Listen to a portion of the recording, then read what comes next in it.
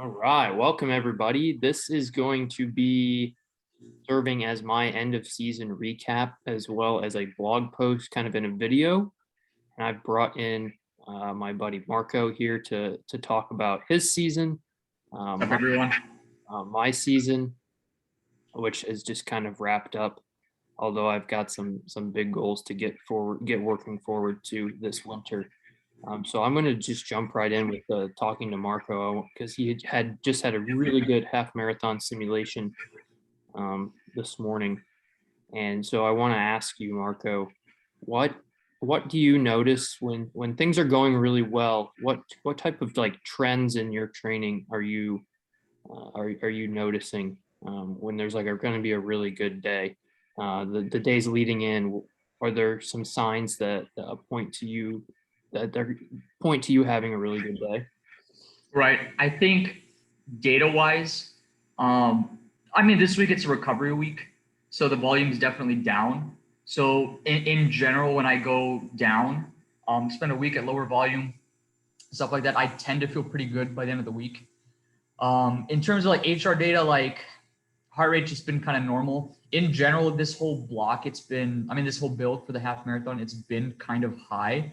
I don't know if maybe it's just been like a sensor kind of a thing, or it's just part of getting back in shape. But nothing that really stands out for me. Like I expect usually a week of, I would say 5 to 7 days of lower volume definitely tends to do the trick for me in terms of feeling good uh, for higher intensity efforts.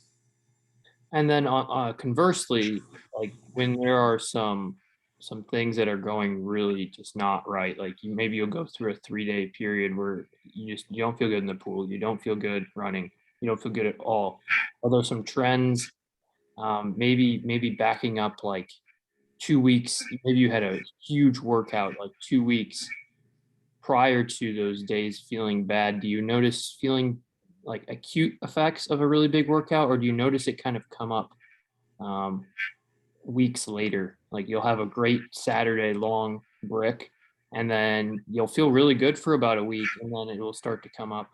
Or is it just the next day is completely terrible? No, I think definitely it's for me actually it's more long term than it is acute. I mean, day after. So I mean when I have a long break, that's usually Saturday, and then I roll into Sunday long run and recovery swim. And the recovery swim is still a decent volume. And both of those sessions, go actually pretty well coming off that big break. What usually happens to me is kind of rolling into that next week. It really hits me hard. I'd say about Thursday, Friday. I feel pretty fatigued. Definitely catches up. Tuesdays, when I'm in tri mode, are a quality day. So it's intervals on the bike with a hard run right after. It's a brick, and those usually go well despite feeling tired. But then Thursdays tend to be a really hard day, just physically and of course mentally when you're just feeling bad. Having to still put it out, or at least try to put it out. There's been times where I'll start like like a track workout, and first rep is always you need to be conservative, but I'll be conservative and it'll still feel terrible, and I'll roll into the second one. And and this has been a consistent trend of like when things when I know I need to cut the workout short, is I roll into the second one, rolling in the same pace, and then over that second one I just get slower. So a good example of this was I look back to the spring. Actually, I had 4 times a mile kind of nested in like a long run. So I had about like 2-3 miles warm up and then rolling into that. And first mile was 6:40. I really pulled back on that. I felt really fatigued. I was like, you know what, I'm really going to ease into this workout.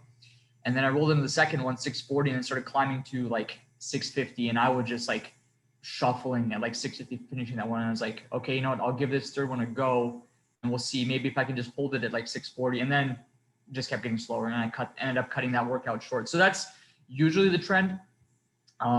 End of blocks, like end of 3-week cycles, tend to be really hard. Like that last weekend, but going into the recovery week is, if I haven't like done a good job of recovering and taking care of myself, that those last 2 workouts, that last brick and that last long run can be very, very hard. And, sometimes have to, like that 4 times a mile I was just telling you about, have to cut that short and, make a smart call.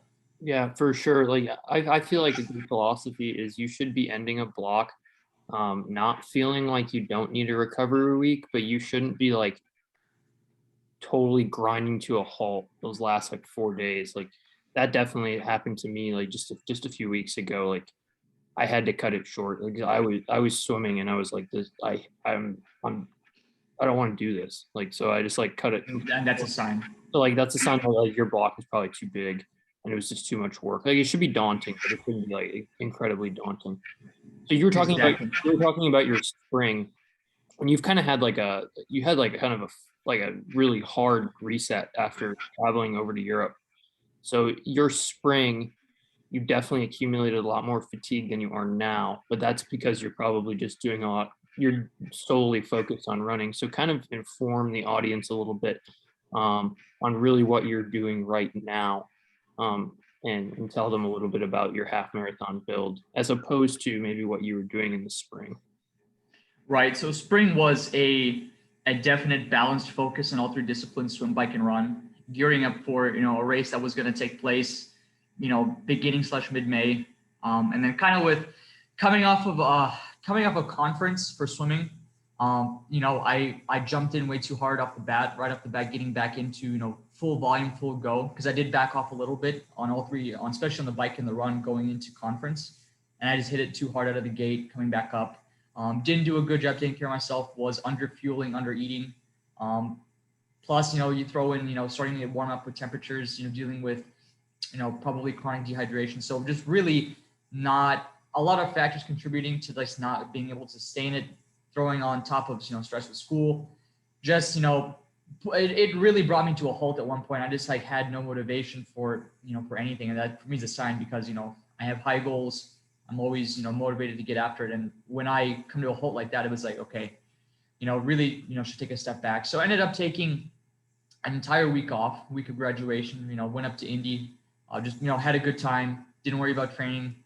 Came off of that, did some, light training before I went to Europe. And then, again, Europe was just a matter of, unplug, really enjoy being there, enjoy being with my friends I haven't seen in a long, long time. So, and that was, while I was there, I was still running, still actually managed to put together, pretty consistently 30-mile weeks up there about. Again, really unstructured, just kind of go out and run, deal with it. And then coming back off that, I was like, okay, you know what? Like, I'm feel good. I'm ready to get back after it. So the kind of goal for this whole block right from July to November was like, okay, let's bring myself back to a point where we can really get after it over the winter and in the spring and be fit for racing in 2022. Really push hard on those goals, really get after it. So the way I kind of look at this half marathon, it's a good way to give structure to what's going on rather than just say, okay, this is just a big base phase. It's giving direction to where we're going, especially with the running. And my plan all along, even if I had raced earlier in the year, was to level up my running in the fall because it's cooler out. It's a good chance to do that. So half marathon is a good chance to build the base, grow my capacity, and then carry that to the winter. So in terms of specific goals for the half, it's my first time actually racing a half. I've done long runs of 13 miles. Last weekend was 14. So that's distance is not a big deal, but it's more so now learning to race, learning to execute. Hopefully, again, just put together a good race and then use that knowledge, especially, for next year. I'm even eyeing, half Ironman. So, learning how to run a half by itself first is a good first step to running a half off the bike, which is inherently a different beast. So that's kind of where I've been at. Run mileage has kind of topped out at like 40 to 42 miles a week, which is solid. Body's been taking it. So been living up in, higher mileage in my, now into my second year of running. I guess, year and a half mark. Swimming has been about 20 to 25K a week, just enough to, again, supplement the running, keep a feel for the water, have some, again, decent baseline of fitness to build off of when we roll into the winter. And then cycling, kind of the same, definitely was cycling more in August and September, pulled back on it in October. It's more of a recovery tool for you now, isn't it? It really has been. I've thrown in some, intervals like once a week the past couple of weeks, and I felt like that's helped. Again, it's working more on threshold.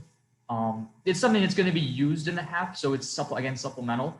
But that just been, a small thing. Had a, 2-hour ride on the trainer on Sunday, more aerobic maintenance and reminding the legs like, okay, you can still put out aerobic power on the bike.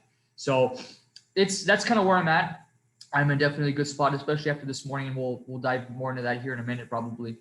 But definitely starting to feel, not out of shape anymore. I can probably say I'm in shape, not fit yet, but in a good spot definitely. Yeah, well, I think you're certainly fit, and that using the bike, I think, is really important. One, for your triathlon goals, and then two, you you can only do like 45 miles a week. Like I feel like if you were to go 50 or 60, like you could do it, but you'd get hurt. Not ready for So, it. Yeah, so, exactly. so Exactly. so if you can do a threshold workout, the body doesn't really know whether or not you're running or swimming or riding. I mean, like there's obviously differences there and differences in the way your muscles are being loaded. But if you're going to do a threshold workout and you're going to do a threshold track workout on Tuesday and do a threshold bike on Thursday, like some of the like high level like pro runners would do like 2 threshold workouts during the week of running. But if you're so new to it, doing the threshold run and a threshold bike, it's gonna give you what you need. So Exactly. I think you hit the nail on the head there, Max. and so okay, so you were talking about how okay maybe you're not quite fit yet, but you're about to get there. Um, take us through what you did this morning. You did 7 miles, half marathon effort, race simulation. Um, just touch on a couple of points on kind of what your mindset was. Did you fuel during it, or did you need to fuel during it because it was a bit shorter than a race? Just kind of touch on a couple of points briefly, just with how it went. Absolutely. And I think this is a good spot. I'll pull up my data. You might have to actually enable screen sharing because I can't do anything just yet.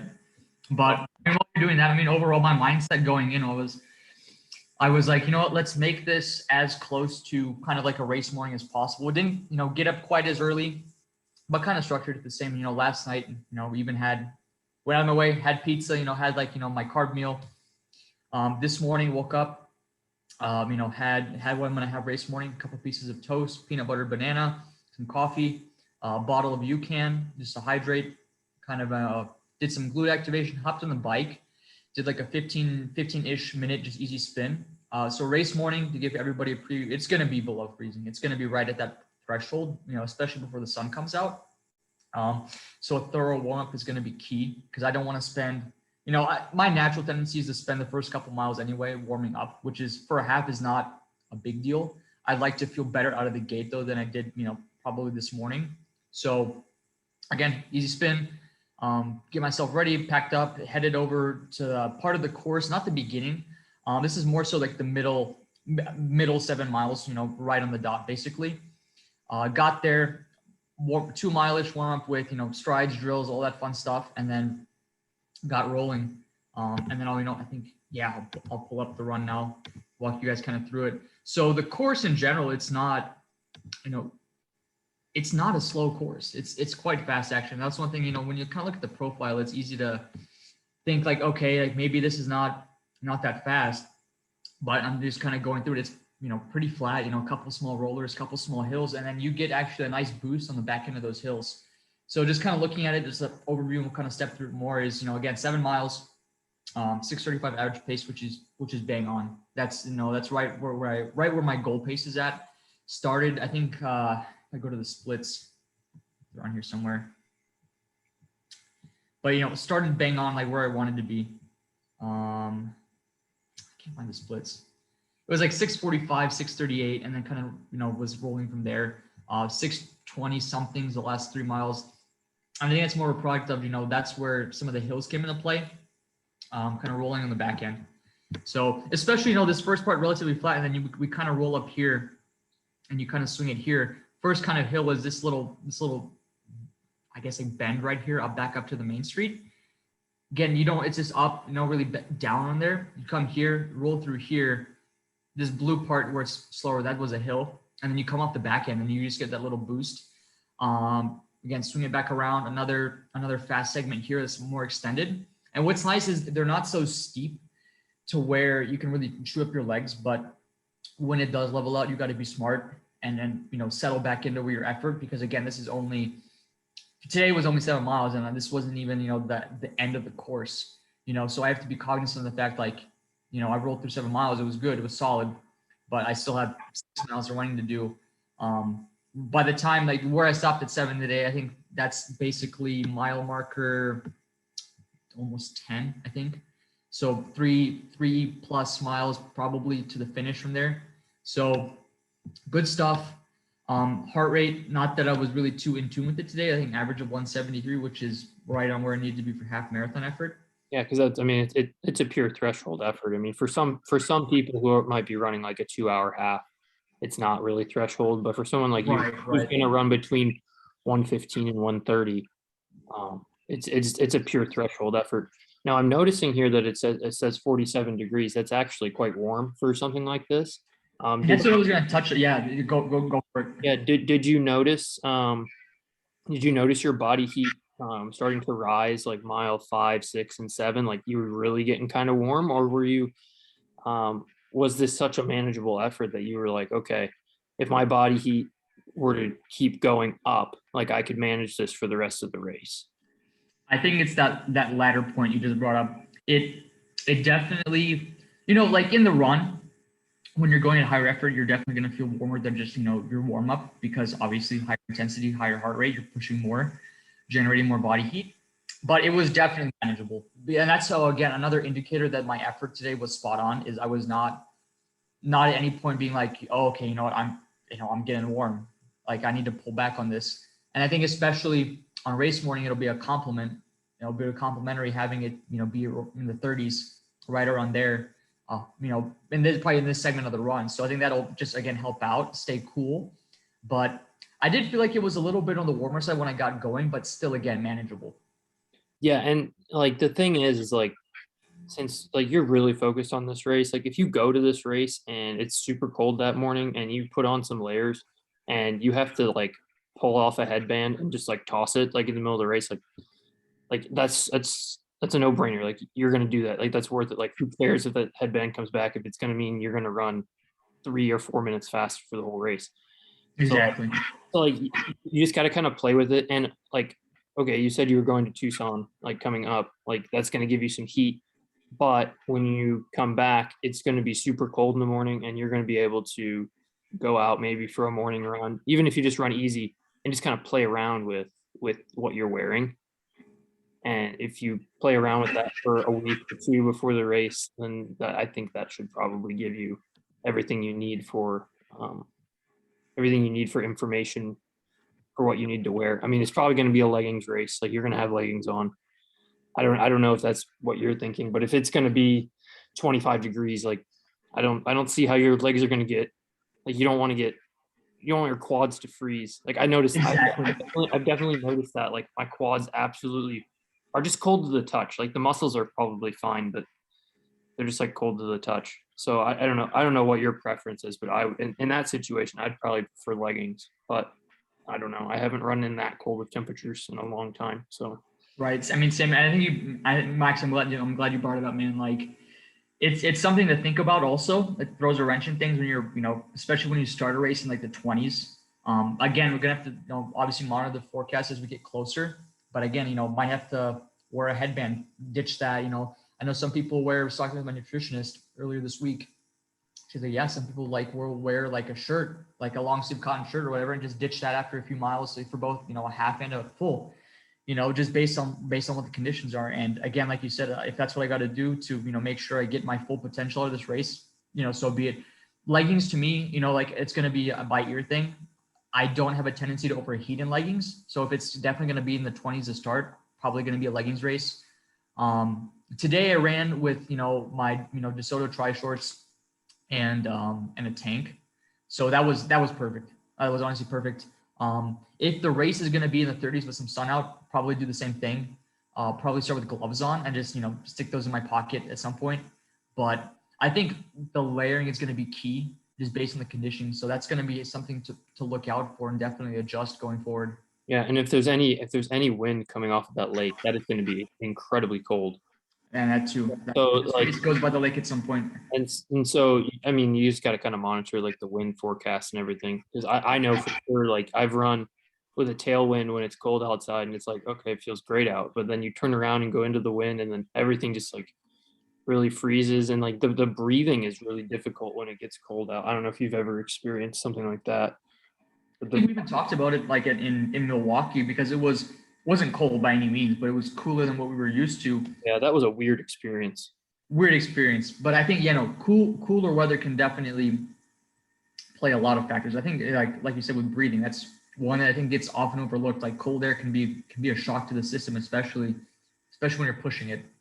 Yeah, and I don't think like you'll have too much of a difficulty with the whole breathing because you're not maxing it out right away. You're not going from 100 heart rate to 180 heart rate in a matter of like 15, 20 seconds, like we did in the 5K. Like when I went off the line so hard, like I probably went from like 100 heart rate to 180 heart rate like immediately. And so like that, I think the reason why that occurs is there's just a shock to the system. So in a half, you're going to start out conservative and slow anyway. So like it gives you time, gives your lungs time to warm that air up instead of have it just like get shoved down your throat. Exactly. Yeah. Yeah. So okay. So it seems like you have like a pretty good strategy and everything heading into the race. So when is the race exactly? So it's going to be 2 weeks from tomorrow, November 14th. Okay. So you got 2 weeks. So you're basically just in the checking boxes phase. There's nothing really that you can do now that's gonna make you faster. You can only like ruin it, which you're not No, gonna. exactly. Yeah. So like you just gotta, like today was like perfect, and you just gotta keep the course. Exactly, man. That's the plan. It's like next week, it's going to be a huge exercise in patience. Just like, again, like you said, the work is done. Only thing I can do is mess it up now. In Tucson, I'm going to be running slower. Even my easy runs, aerobic runs, I'm going to have probably a track session out there. It's going to all be slower. You just have to live with it, and that's not going to make me slower for race day. But if I overcook it, not going to help me out. So again, just being patient, check boxes, nothing flashy, nothing sexy at this point, especially next week. Race week is again just, every 48 hours, turning over the legs with something a little bit up tempo. But other than that, man, work is done. Yeah, yeah, the work is definitely done, and you've had a long preparation. It's not like you just kind of decided on this like 6 weeks ago. Like you've been kind of pushing towards this since like the end of July when you wanted to really get back into shape. So, like there's definitely the base there. There's the miles there. There's the confidence there, especially after this morning. So like Exactly, man. it's all there. It's all pointing in the right direction. You just got to go out and execute. Absolutely. I think what's been interesting for me, I even, had this kind of dialogue with myself this morning before I went out there. I was like, I wonder where I'm at in, comparison to the spring with my running. Because, in the spring, I mean, you saw I was tempoing off the bike, off a hard bike, 19-minute 5Ks, like at, that was again race pace, but threshold effort. And then today, I mean, and you put it, that was your first message to me, like 10K, PR, quote unquote, 40 minutes, like a tempo effort. So that to me, like tells me like, okay, I've grown my capacity. I'm actually in really good run shape, to do this off the bike now, that's going to take some work, but I think that's going to be more, it's more so on the bike fitness side of things, like the Yeah, run. that's gonna absolutely be your training on the bike, because like you can do it now without the bike. Now you got to be able to have the big base to be able to run that fast off the bike. Exactly. Exactly, man. All right, so that's it from Marco's side of things. He's gonna kind of probe me on some of my training, get me a little bit of a recap of my year, which actually looking back went pretty well, I thought. But You had a hell of a year, dude. Not just a free will. he's You gonna had a yeah he's great gonna year. he's gonna probe me. I'll probably share my screen here and there at some point and talk about some of the data, some of the things that I do, some of the trends that I noticed. So he's gonna fire away. He's gonna do what I just did with him. To get the probe out. I think the best thing for you because you had a proper season. I think just kind of walk us through chronologically from the spring up until your 10K like last weekend. Walk us through it. Along the way, I'll probably ping you with some questions, or I might even just let you go, and then we'll dig further. Okay, so I think I'll just start with sharing the screen just because Go for it. that seems easiest for me. Um, so all right, let's go. All right, let's go all the way back to January because this whole build did actually start in January, believe it or not. If it's going to load, there we go. All right, so January 1st, we started it off. This is when the swim season was still going on, and I was idiotically running and doing college swimming at the same time, which turned out to be Welcome to the club. a really good thing in the end. So New Year's Day we did over 8,000, which is a lot. And if I tried to do 8,000 right now, I would end up with a massive shoulder injury. So we won't be doing 8,000 for the foreseeable future. And then my very first actual long run of the year and first long run really ever was that Sunday. We got a senior skip practice, and so I went out with my friend Tristan and helped him with the half marathon workout. So we did mile on, mile off, which mile on, mile off the day after, 2 days after 8,000 in the pool was, I've never felt better about myself doing that. And so it was actually a really good confidence boost. So then we got back into swimming. We swam a whole lot. We're doing 36K meters a week here, which right now for me would be insanely huge. I was running like 3 or 4 days a week here after the strength workouts in the morning. The hours themselves weren't really that high. Like I was probably doing 12, 13 hours a week. So you just scroll through here. And then we got kind of towards the taper phase of the swim season. I was like, okay, let's just cut the running, cut all this. The swim meet actually got like pushed back. So there was, see, panic swim there. Because we didn't know if we could swim that day because it's I remember this, yes. Oh, so I was like, they were like, yeah, you can come in for 5 minutes. You can, or come in the next 5 minutes, or you're not going to get in. And I was like, well, I got to be in. Like, so I got in. That was like a panicked swim. Then we did conference, which actually went okay. Looking back at like 1,000, it was good. 400 IM was good. This is all like such a long time ago. I mean, I can't believe this is all the same year. You know what I mean? And then I was so excited to be done swimming as my only sport that I went out the next morning, went for a run.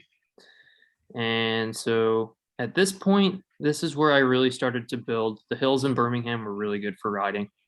I was doing just really controlled training. Doing hard bike workouts really doesn't beat me up that much as like a hard run. So I'm at this point I'm running like 3 hours a week, and I haven't really deviated from that the rest of the year. So 3 hours is like my limit, and I think I need to up that limit coming up here through the winter. And that's gonna be. I mean, I'll jump in now because I guess you brought it up. That's one thing I've noticed that your training is on paper your 1 mileage and duration just relatively low, but you obviously had a lot of success. You know, recently just ran 35-minute 10K on a tough course.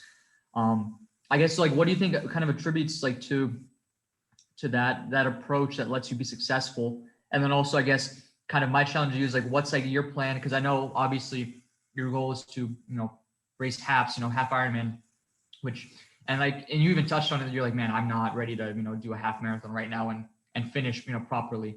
So I kind of guess like looking for like how do you want to approach upping your volume going on? Well, I think it needs to start. I should start by saying that all around triathlon training really makes my run go. And I've said that before.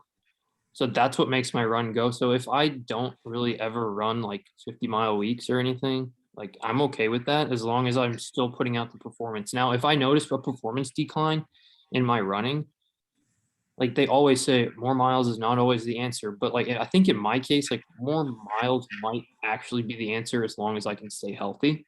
Mm-hmm. So I'm looking at doing maybe not more like longer duration runs, but maybe more frequently running during the week. So usually I do like a 40-minute easy runs, a long run, and a run off the bike. So maybe instead I'll do like 3 or 4 30-minute runs, a 40-minute run, and a long run. So that's like that's gonna get me to 4 hours immediately. So like obviously distance cover doesn't really matter, especially if you're running like uphill or anything. Exactly. So like a 4-hour run, you add an hour, you add probably like 12K, 14K maybe to my volume. Now we're looking at a 50K week, and I think that's sustainable with the right training and everything. So yeah, I'm gonna go back to the screen here. And so we're through March, we're through April, and at this point, I was doing 6 days on, 1 day off, Mm-hmm. 3 week blocks of training. I've since moved away from that. I was very vocal about the fact that I needed to go 6 days on, 1 day off.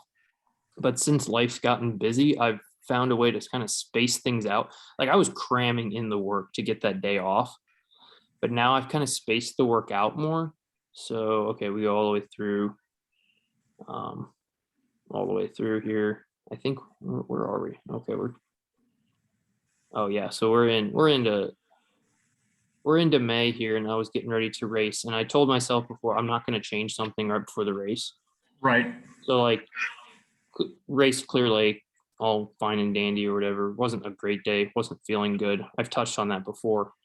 But then afterward, I started with coaching in the summer, and I was trying to cram it all in 6 days, and it just wasn't working. So here we go. So we start seeing here um, where we're going a 7 day week, but it's all like a short swim on Monday, and that's it. It's Exactly. it's a short run on a Friday, and that is it. Um, all those types of things, all the while still making sure I'm swimming a lot. I mean, swimming 20K a week. This is meters, so I figured add like 2,000 to it, and it's Exactly. 20K yards. So yeah, that was kind of like my focus going into the summer, and I was able to really put focus on that long run. That was really my focus for a while in the summer, was doing the long run, and I think maybe on some days I ran it too fast, but overall, when you're not running a lot of volume, you can afford to run a long run a little bit faster, I think. It won't hurt you as much. So then we went through the summer, feeling pretty good. Um, oh, this is interesting here. So like I used the HRV app on my phone. I use that from time to time just to make sure I'm not training too hard. Mhm. And so like this whole week I did it and the numbers were good.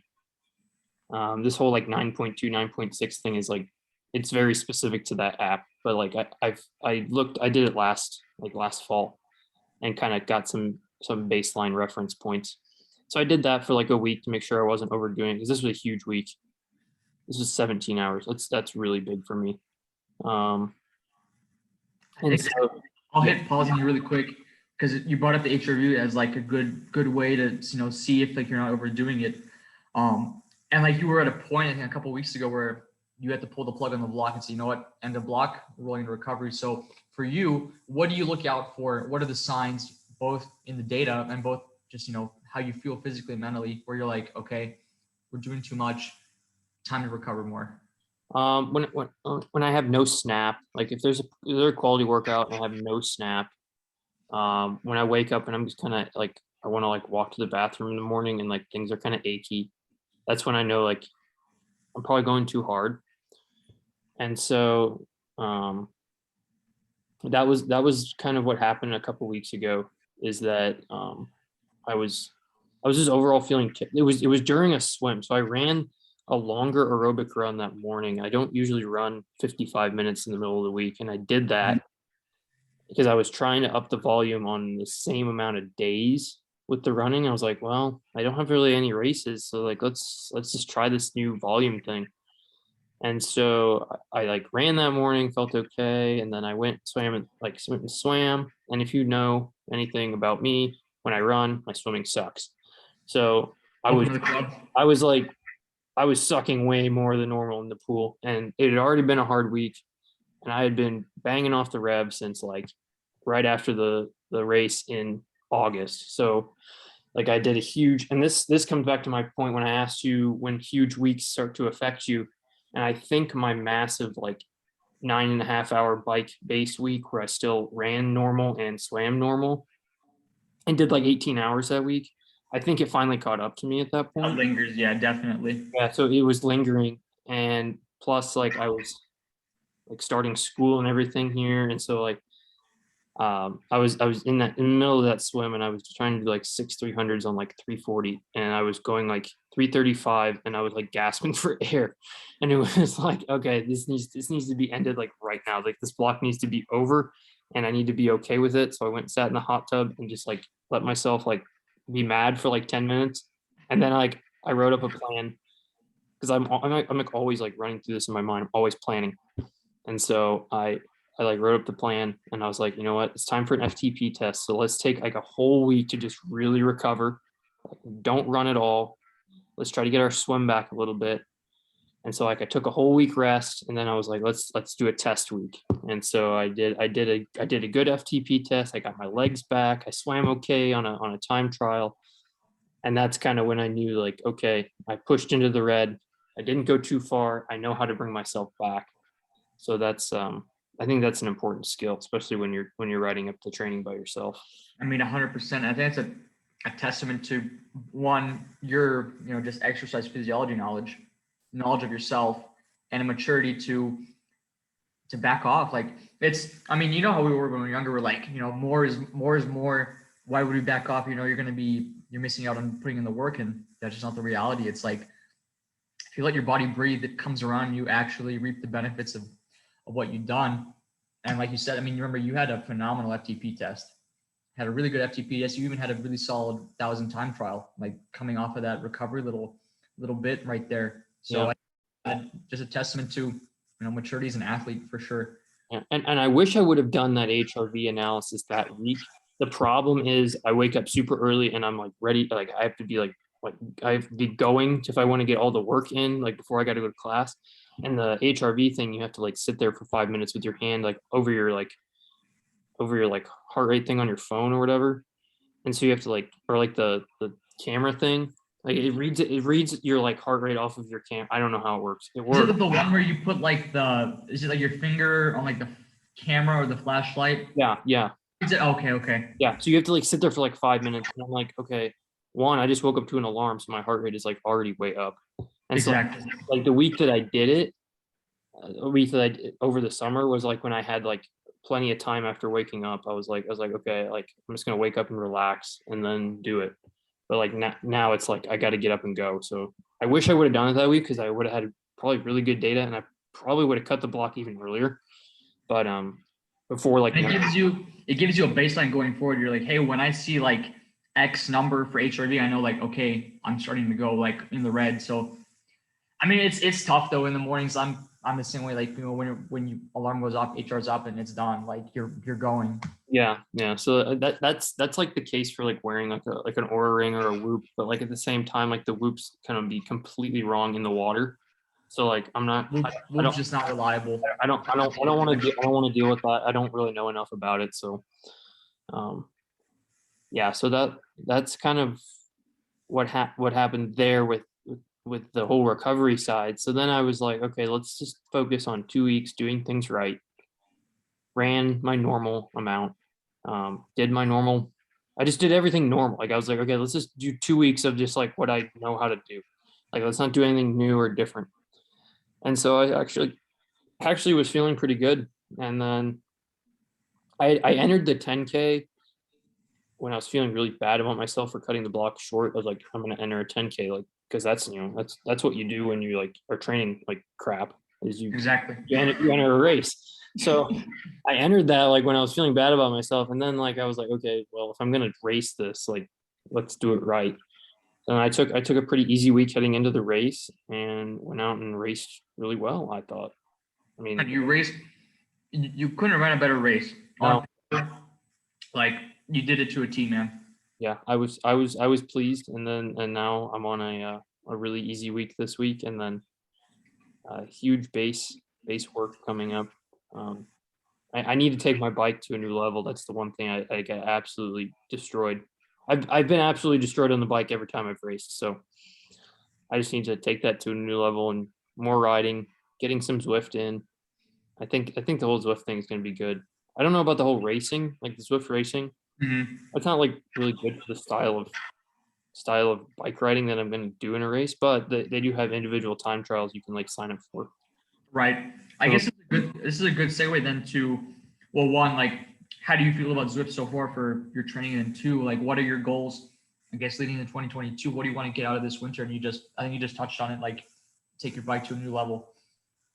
Yeah, I mean, I think what I really want to do is like take time to like not focus on like I want to train like for like a time trial, like where I do like 3 workouts a week, and it's like a long session with intervals. So like it's a 2 hour ride, but you're doing like 4x3, like completely full gas, like in the middle there. But the rest is like easy aerobic riding. I want to do that, but I also think that like balancing everything is probably more important for me.